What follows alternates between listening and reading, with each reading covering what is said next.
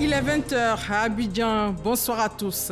Voici les titres de l'actualité de ce vendredi 12 janvier.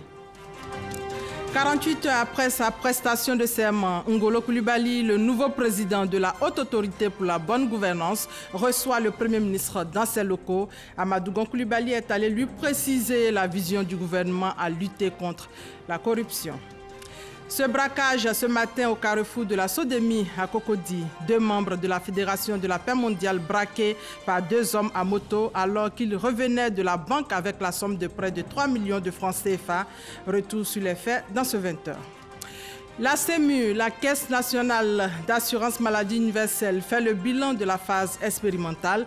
C'est une phase qui a duré 8 mois. Elle concernait plus de 150 000 étudiants. Le Mali va lancer une vaste opération anti-djihadiste dans le centre du pays pour assurer la sécurité des biens des personnes. Les détails et la date du début des opérations, pas encore connus. Voilà pour les titres. Bienvenue à tous. 2 jours après sa prestation de serment, Ngolo Coulibaly, nouveau président de la Haute Autorité pour la bonne gouvernance, reçoit la visite du Premier ministre dans ses locaux. Amadou Gon Coulibaly est allé lui préciser la vision et l'engagement du gouvernement ivoirien à lutter contre la corruption. Le compte-rendu d'Alexis Ouedraogo. Amadou Gon Coulibaly à la Haute Autorité pour la bonne gouvernance ce vendredi. Le Premier ministre est venu réaffirmer la ferme volonté du gouvernement à lutter contre la corruption et les infractions assimilées. Pour Amadou Gon Coulibaly, la bonne gouvernance est un levier indispensable au développement du pays. Son impact sur le partage des richesses aux populations reste indéniable. Le niveau de maturité de notre gouvernance mérite d'être encore renforcé par une politique plus vigoureuse, soutenue par les pouvoirs publics et exécutée par tous les services de l'État impliqués, sous la coordination de la Haute Autorité pour la bonne gouvernance. Cela nécessite une réflexion commune en vue de définir des stratégies efficaces pour l'avenir. À cet effet, la Haute Autorité pour la bonne gouvernance pourrait coordonner la mise en place d'une plateforme nationale de services de l'État impliqué à divers niveaux de la promotion de la bonne gouvernance. Visite des locaux et séances de travail, l'occasion pour l'institution de dire son engagement à être force de proposition pour accompagner le gouvernement. À l'issue des travaux, le Premier ministre et le président de la Haute Autorité pour la bonne gouvernance ont décidé d'instituer un cadre de coopération entre les 2 institutions en vue d'obtenir des résultats tangibles en matière de prévention et de répression des actes de corruption et des infractions assimilées. Le chef du gouvernement a réaffirmé la disponibilité du gouvernement à appuyer l'exercice de l'institution. Bonne gouvernance, tous les ministères et toutes les sociétés d'État et tous les EPN seront audités à partir de cette année. Information donnée hier par l'inspecteur général d'État, Awa Ndoli Théophile. On fait le point avec Eman Niamé. Les inspecteurs généraux se sont engagés à faire encore plus cette année, surtout à œuvrer pour l'efficacité du dispositif du contrôle de l'ordre administratif. Pour épouser pleinement l'ère du temps, nous devons réussir le passage de la vision ancienne de l'inspection qui consistait à faire le gendarme à la vision nouvelle qui ne se limite pas à souligner seulement les manquements, mais aussi à accompagner et à conseiller. Elle consiste également à ne pas faire que des constats, mais à être un catalyseur, à impulser le changement et la migration vers les meilleures pratiques. L'inspecteur général d'État, Théophile Awandoli, tout en félicitant ses collaborateurs pour le travail abattu l'année écoulée, a annoncé les grands chantiers pour l'année qui commence. En 2018, nous débuterons la mise en œuvre de notre programme triennal 2018-2020, qui consiste à auditer sur les 3 années tous les ministères, toutes les sociétés d'État, tous les EPN. Nous veillerons à corriger le taux particulièrement bas de la mise en œuvre des propositions et recommandations résultant des missions d'inspection. Théophile Awandoli a invité les inspecteurs généraux à être toujours à la tâche avec assiduité, abnégation et rigueur et surtout à consentir davantage de sacrifices pour atteindre les objectifs qu'ils se sont fixés. Dramatique ce braquage ce matin à Cocody. Ce sont 2 agents de la Fédération des familles pour la paix mondiale qui ont été braqués par 2 individus à moto. Ces 2 agents revenaient de la banque où ils avaient retiré la somme de 2 796 000 francs CFA. Le secrétaire général de cette fédération qui a reçu une balle est mort sur place. Retour sur les faits au carrefour de la Sodemi à Cocody ce matin avec nos reporters Grace Kando et Amadou Ouattara Walter. Braquage à main exécuté par 2 individus à moto. Un drame d'une extrême violence qui s'est déroulé ce matin dans la commune de Cocody, non loin de la Sodemi. La victime décédée a reçu une balle en pleine tête. Elle était à bord d'un taxi et revenait d'une opération effectuée dans une banque au plateau. Quand c'est moi, je suis le taxi, le compteur, il m'a arrêté au doigt et dit bon, ils vont à Cocody. On va vous donner 2 minutes pour monter. Donc on est arrivé ici, le feu rouge, je ne peux pas passer. Donc j'ai arrêté net, voilà la honte. Et puis ils ont fait sauter le pistolet. Dit monsieur, donne ça là. Bon, lui, il ne veut pas donner. L'autre aussi, il a levé le pistolet, l'autre aussi, il a levé le pistolet. Chauffeur, donne contact. Il dit bon, tiens, contact. En même temps, il a mis battu. Avec lui, son collègue, tous membres de la Fédération des familles pour la paix mondiale. On ne sait pas si ils nous ont suivis ou bien quoi. Oui, ils nous ont suivis, on ne sait pas. Donc j'ai dit, mais donne le sac, parce que le gars est en train de nous menacer. Moi, je suis le trésorier, nous faisons une signature conjointe pour retirer de l'argent en cas de besoin. Et c'est ce que nous avons fait. C'est ce que nous avons fait. Et arrivé ici, ils ont tué Aimé. Oh Dieu! Oh! Les malfrats ont emporté la somme de 2 796 000 francs CFA. Dans l'actualité judiciaire, le commandant Jean-Noël Abbaye et 3 co-accusés condamnés à 10 ans de prison. L'ex-commandant du groupement de l'escadron blindé de la gendarmerie et ses co-accusés sont reconnus coupables de complot contre l'autorité de l'État. Gabriel Zani pour plus de détails. Il a écopé de 10 ans d'emprisonnement ferme. Le verdict du procès de Jean-Noël Abbaye est tombé le jeudi 11 janvier. L'ex-commandant de l'unité des blindés du camp de la gendarmerie d'Agban était poursuivi pour complot contre l'autorité de l'État. La justice lui reproche d'avoir voulu renverser le pouvoir en 2012. L'attaque du camp de la gendarmerie d'Agban en décembre 2012 est le fait de cet officier de la gendarmerie et de 3 autres accusés, condamnés aussi à 10 ans de prison. Mais le ministère public avait requis la prison à vie pour le commandant Abbaye et pour tous les 11 autres accusés poursuivis pour complot contre l'autorité de l'État. Parmi ces 11 co-accusés, 8 ont été acquittés. Au début du procès, Jean-Noël Abbaye a nié les faits avant de se mettre à table en avouant qu'il n'était qu'un exécutant. De plus, il se serait désisté avant l'opération. Réfugié au Ghana après la crise post-électorale, c'est en février 2013 qu'il y avait été arrêté puis extradé en Côte d'Ivoire. C'est du Ghana qu'avec d'autres exilés, Jean-Noël Abbaye aurait participé à des rencontres visant à renverser le régime actuel. Avant cette condamnation de 10 ans d'emprisonnement ferme, Jean-Noël Abbaye purgeait déjà 5 ans de prison pour désertion. Son avocat, maître Raoul Goïbi, annonce qu'il fera appel de la décision. Je vous conduis directement à Daoukro pour parler politique. Hier, le président du PDCI RDA, Henri Konan Bédié, a échangé avec les délégués de son parti. Information essentielle, la discipline au sein du parti. Tout suit la rencontre avec Michel Digré.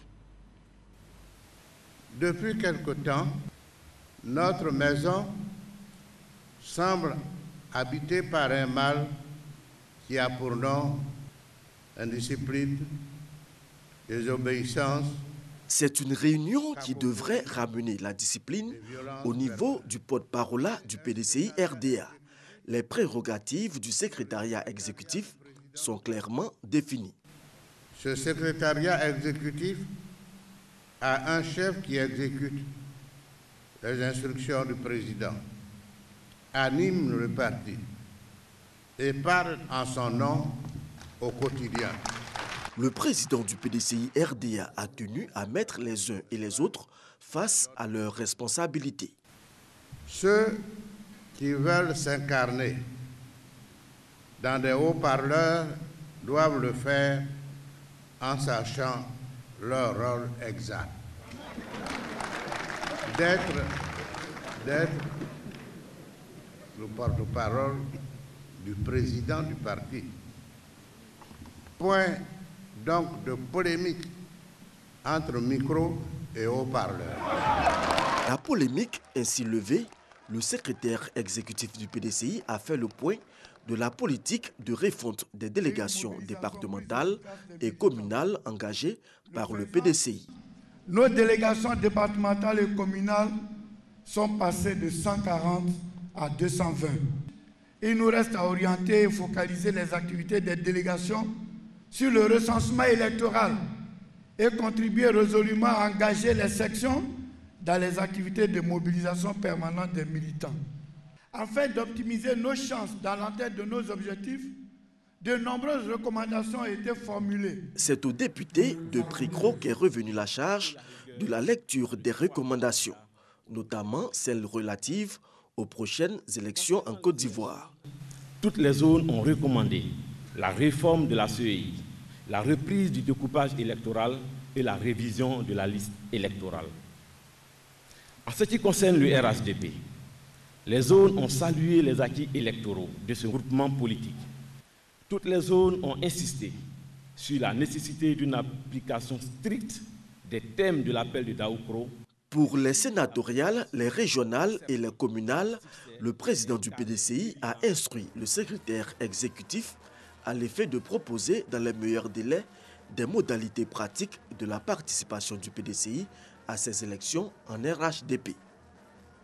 Il y a seulement 12 jours que les fêtes de fin d'année ont pris fin. Vous le savez, c'est une période synonyme de dépenses. Après le mois de janvier devient pour certaines personnes le mois le plus long, le mois le plus difficile financièrement.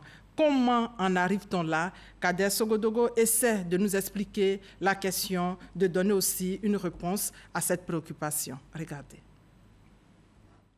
Janvier, le premier mois de l'année. Le premier jour est jour de fête et de réjouissance.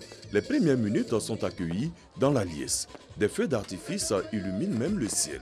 Dans de nombreuses familles, d'énormes dépenses sont effectuées pour vivre ces instants de fête. Et pourtant, ce mois dégage chez bon nombre de personnes une certaine phobie. Il est vu comme un mois long et difficile. Économiquement, les finances s'amenuisent. Les séquelles des dépenses sont une réalité. Avec ces différentes fêtes, et janvier est très long, donc vraiment c'est compliqué. Fête de Noël, fête du Nouvel An, les différents anniversaires, donc vraiment l'année est sortie. Le mois de janvier est très difficile. Compte tenu des dépenses, la fête, tout ça là, franchement c'est difficile. On fait attention aux dépenses. En tout cas, on s'éprouve de beaucoup de choses. Les artistes n'échappent pas à cette galère. Au nom de Dieu, là, il faut répéter. Quand les fêtes passent, c'est la galère pour les artistes. Ah, le mois de janvier, parce que c'est un mois qui est dur, parce que les fêtes sont déjà finies et il n'y a pas d'événement. Donc on est obligé de rester là comme ça pour attendre. Mais avec beaucoup de dépenses aussi, parce qu'on a dépensé. Après, si tu as des enfants, tout ça, il y a la rentrée, il y a plein de choses. Donc c'est un mois qui est dur. Ça, il n'y a pas quelqu'un qui peut dire le contraire. La peur du mois de janvier est bien connue des sociologues. Les travailleurs qui ont une rétribution s'arrangent à ce que les patrons leur donnent déjà de l'argent entre la période comprise du 20 décembre au 28. Donc, ce qui fait que cet argent qu'ils perçoivent, très souvent, les travailleurs oublient que le mois de janvier est là, il arrive. Pendant la période de la fin de l'année, il y a une inflation. Il y a une inflation dans la mesure où les prix des poulets, les prix des objets qu'on achète pour les enfants connaissent une hausse drastique. Il y a une hausse drastique dans la mesure où cette inflation-là frappe toutes ces productions et tout ce qui contribue à créer l'image de la fête.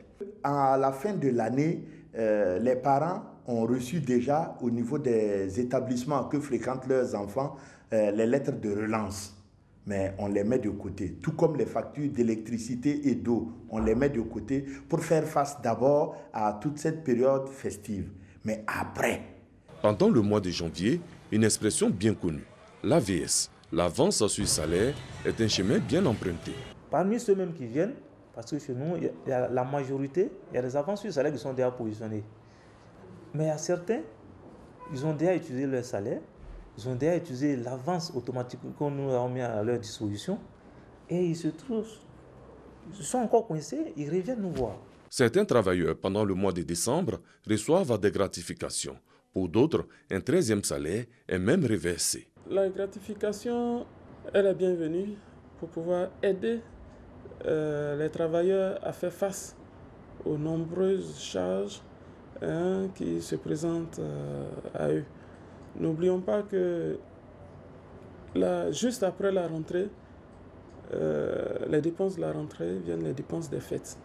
Et il faut avoir les moyens conséquents pour réussir à faire face à toutes ces dépenses. Dès lors, comment passer un mois de janvier sans que le voyant financier ne soit au rouge? Dans des familles, des recettes existent. En général, moi je me prépare depuis l'année précédente.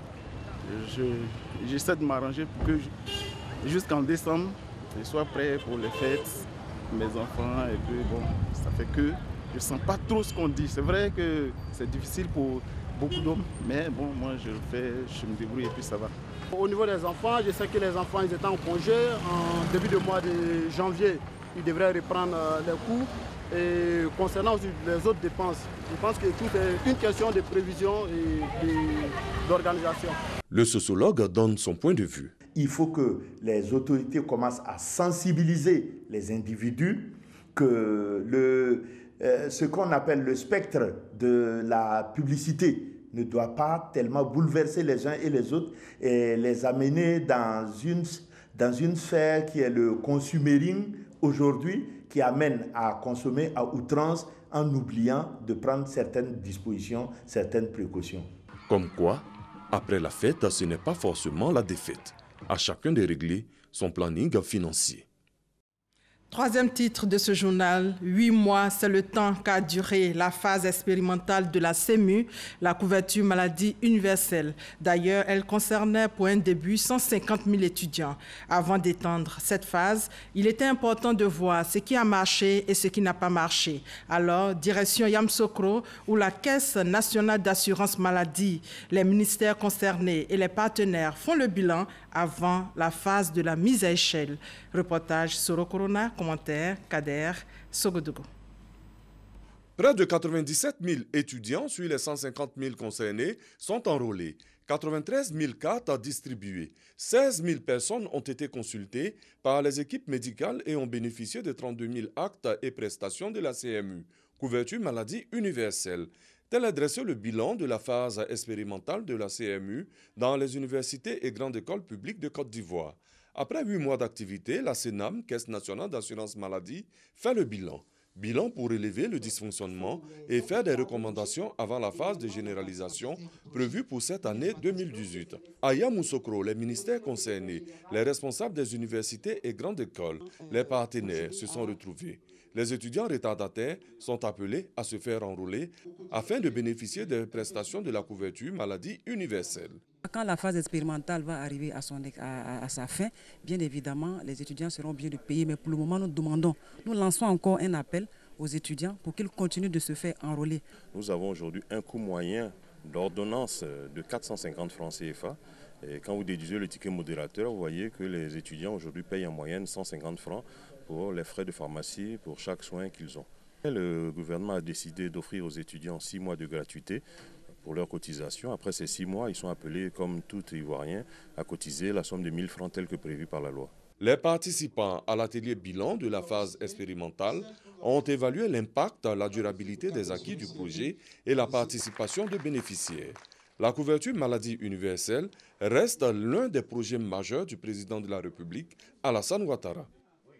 Et toujours dans le domaine de la santé, en Côte d'Ivoire, le gouvernement a décidé depuis décembre de retirer le lait infantile contaminé du marché. Mais le scandale Lactalis prend de l'ampleur à l'étranger. Ce vendredi, un cas de bébé touché en Espagne après avoir consommé du lait infantile du groupe français. Un autre cas est soupçonné en Grèce. En France, 37 cas ont déjà été confirmés.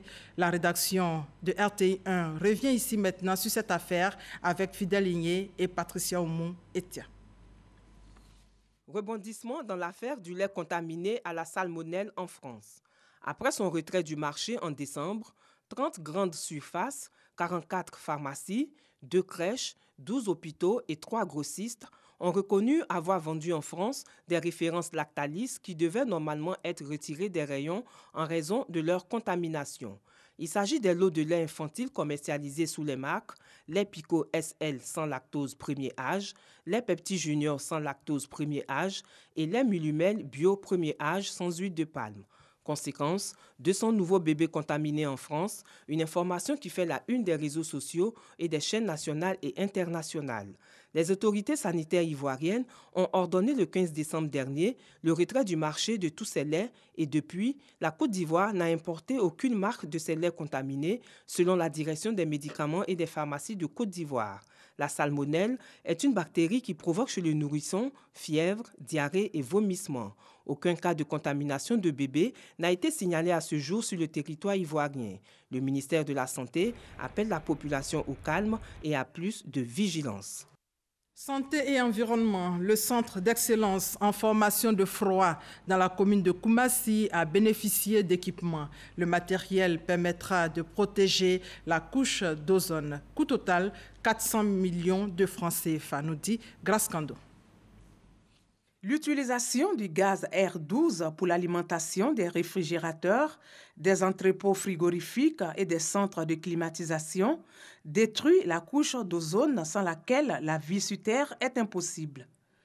La couche d'ozone protège contre les rayonnements ultraviolets du Soleil.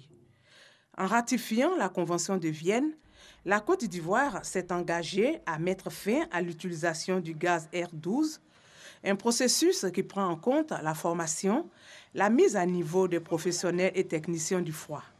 À cet effet, le ministère de la Salubrité, de l'Environnement et du Développement durable a remis du matériel de dernière génération au Centre d'excellence en formation de froid dans la commune de Koumassi. Ce matériel de qualité doit permettre au maximum d'entre vous d'être bien formés. Il est donc essentiel d'en prendre soin afin qu'il profite à tous le plus longtemps possible. Le projet d'implantation de ces centres d'excellence permettra de renforcer les capacités des formateurs des spécialités de froid et de climatisation, tout en offrant la possibilité aux apprenants des dites filières de bénéficier de ces installations. D'une valeur de plus de 400 millions de francs CFA, ce matériel a été acquis avec l'appui de l'ONUDI, l'Organisation des Nations Unies pour le développement industriel. L'objectif, c'est d'assister la Côte d'Ivoire à réduire donc toutes les émissions à effet de serre qui sont produites justement par des équipements donc, qui sont dans le froid. C'est dans ce cadre-là que nous apportons donc notre assistance donc à la Côte d'Ivoire. L'élimination des substances chimiques a permis d'éviter près de 2 millions de cas de cancer de la peau chaque année dans les 193 pays du monde ayant ratifié la Convention de Vienne. Environnement et assainissement avec le lancement du projet de valorisation des boues de vidange. C'est un projet lancé par l'Union des villes et communes de Côte d'Ivoire pour améliorer les conditions de vie des populations locales. La suite avec Mamadou Kwasi. Faire des boues de vidange une véritable source de revenus, c'est possible. L'Union des villes et communes de Côte d'Ivoire, UVICOSI, lance un projet de valorisation de cette matière sortie des latrines de nos cités. Pour cette phase pilote, 2 villes sont retenues. Il s'agit de la ville de Katula et de Boaké. Faire la promotion de toilettes, de latrines plus modernes que ce que nous avons dans certains de nos quartiers. Ils vont mettre un système de recueil des boues de vidange et des urines en place. Et ce sont ces urines qui sont retirées donc et qui vont dans un autre circuit connaître une transformation pour constituer des intrants, notamment dans l'agriculture. Ils pourront être des fertilisants dans le domaine agricole. Le projet PATER, promotion à l'accès aux toilettes et la réutilisation de boues des urines, est une stratégie qui permettra à la fin de contribuer à l'amélioration des conditions de vie des populations en réduisant les risques de maladies. Pour la 4e réunion de pilotage du projet, CARE International en charge de la mise en œuvre a fait le bilan à mi-parcours du projet. Un bilan jugé satisfaisant pour l'ensemble des acteurs. On a pu quand même mettre en place le projet, démarrer. Donc toutes les études de base ont été réalisées, sont en train d'être réalisées. Et maintenant, on a vraiment une bonne idée de comment travailler avec les communautés et mettre en place ce projet. L'impact, il est à 2 niveaux. Il est à la fois au niveau de l'assainissement, mais l'autre chose, c'est de créer des activités économiques. Après cette phase pilote de 3 ans, d'autres villes de l'intérieur du pays et des communes districts autonomes d'Abidjan vont prendre la relève. Mais avant, ces collectivités concernées s'informent et se forment sur la mise en œuvre de ce projet d'assainissement. En tourisme, avec Patricia Oumouetia, nous allons chercher à comprendre pourquoi dit-on qu'un hôtel est de telle étoile, par exemple 2 étoiles, 3 étoiles ou hôtel 5 étoiles. À quoi correspondent donc les étoiles? Patricia nous explique ici le système d'évaluation. Un hôtel de luxe fait forcément rêver plus d'un. On imagine des chambres très luxueuses, disposant d'une belle vue, tout en ayant un service de qualité et un personnel irréprochable. Depuis peu, la classification hôtelière a changé. En effet, un nouveau classement basé sur de nouvelles normes a été établi. Quelles sont donc les caractéristiques d'un hôtel 3 étoiles? Un hôtel est ouvert 24 heures sur 24, donc nous sommes tenus d'avoir une réception vers 24 heures sur 24, c'est-à-dire que sur la réception, c'est ce qu'on appelle les 3-8, vous avez une équipe du matin, vous avez une équipe de l'après-midi qui mord jusque dans la soirée, et ensuite vous avez ce qu'on appelle un night auditor qui fait la soirée. À la fois, il continue à recevoir les gens et faire les procédures de départ, mais il clôture également les comptes. Vous avez donc du personnel la journée pour le restaurant pour faire les chambres. Les étoiles ne sont plus attribuées de façon définitive, même pour 5 ans. La démarche de demande d'inspection pour obtenir des étoiles ou de renouvellement pour les conserver doit être entreprise par l'établissement, comme c'est le cas ici pour cet hôtel de 3 étoiles et plus. Nous sommes à 3 étoiles plus. 3 étoiles plus. Oui, pour dire que nous sommes entre le 3 étoiles et le 4 étoiles. Il nous manque seulement quelques éléments pour atteindre le 4 étoiles. On va parler de conciergerie, d'un peu plus de chambres et puis de restaurants gastronomiques par exemple. Avant tout, il est utile de savoir quels sont les critères d'attribution des étoiles à un hôtel. Depuis novembre 2017, la direction des activités touristiques a procédé à la classification des différents hôtels en élaborant de nouvelles normes. Mais quels sont les critères à remplir pour obtenir ces prestigieuses étoiles? Vous avez la superficie de l'hôtel, de la chambre. Vous avez les matériaux donc, que vous utilisez pour la construction. Vous avez l'environnement, vous avez également l'ameublement, vous avez la décoration. Et en fonction de tout ça, nous disons que tel hôtel est un 3 étoiles, tel hôtel est un 4 étoiles. En Côte d'Ivoire, 75% des opérateurs du secteur ne sont pas en règle pour les agréments et le paiement de la TDT, la taxe de développement touristique. Les hôtels sont classés en 5 catégories de 1 à 5 étoiles. Dans le district d'Abidjan, nous avons 6000 chambres en 2, 3, 4 et 5 étoiles. Information complémentaire, donc en Côte d'Ivoire, on a 2 hôtels de 5 étoiles, 4 hôtels de 4 étoiles, 5 hôtels de 3 étoiles. C'est une information du Fonds de développement touristique. Au chapitre sport, la Coupe d'Afrique des Nations en Côte d'Ivoire, c'est dans 3 ans. Le ministre des Sports et Loisirs, François Albert Amicha, s'est rendu ce vendredi sur le site des ouvrages à Ebempe pour s'enquérir de l'état d'avancement des travaux. Le point avec Aude Alébé. Des gradins qui sortent de terre, des ouvriers et des machines en pleine tâche. Tel est le décor du chantier des travaux de construction du stade olympique d'Ebempe, qui prend de plus en plus forme. Bâti sur une superficie de 20 hectares, ce stade fait partie des grands stades de catégorie A, doté de 60 000 places pouvant accueillir des matchs nationaux et internationaux. La directrice de mission du Bureau national d'études techniques et de développement Bénet, Afoussiata Diomandé, a présenté au ministre des Sports et Loisirs, François Albert Amicha et ses hôtes, la maquette du stade et tous les travaux qui devraient être faits. La visite du nid d'oiseau et des laboratoires techniques du site de construction, une projection de film du groupe Beijing Construction et la signature du livre d'or, symbole de la coopération sino-ivoirienne, ont permis au ministre François Albert Amicha de se faire une idée de l'avancée des travaux. Nous partons satisfaits car le chantier est à 20% de ce qui était prévu et cela est conforme au calendrier qui avait été tracé dès le début. C'est l'occasion pour moi de me réjouir de la qualité de la coopération entre nos 2 pays, entre la République populaire de Chine et la République de Côte d'Ivoire. Les 2 équipes qui sont sur le chantier travaillent en parfaite symbiose. Le stade devrait donc être opérationnel d'ici l'automne 2019. La Côte d'Ivoire a pour obligation les fournitures d'eau, d'électricité, de télécommunications et d'assurer la sécurité du site. Il est donc impérieux pour la Côte d'Ivoire d'achever les travaux en 2019 pour la CAN 2021 dans le but de permettre à la Fédération internationale de football FIFA et la Confédération africaine de football CAF de vérifier qu'il est aux normes internationales. Autre actualité sportive, la société Omnisport de l'armée en hommes et la SEC Mimosa en dames ont remporté la Super Coupe de volleyball au Parc des Sports de Trècheville. La SOA a pris le meilleur sur l'As Police par 5-7-2 quand la SEC Mimosa s'impose 3-7-0 devant le Stella Club. Et à l'étranger, le Mali va lancer une vaste opération de sécurisation dans le centre du pays, dont une partie est sous le contrôle de groupes armés djihadistes. L'objectif est d'assurer la sécurité des biens et des personnes. Plus d'un millier de militaires seront à terme déployés dans le centre du pays, selon le plan de sécurisation pour combattre l'ennemi. Ainsi s'achève ce 20h. Excellente soirée à tous.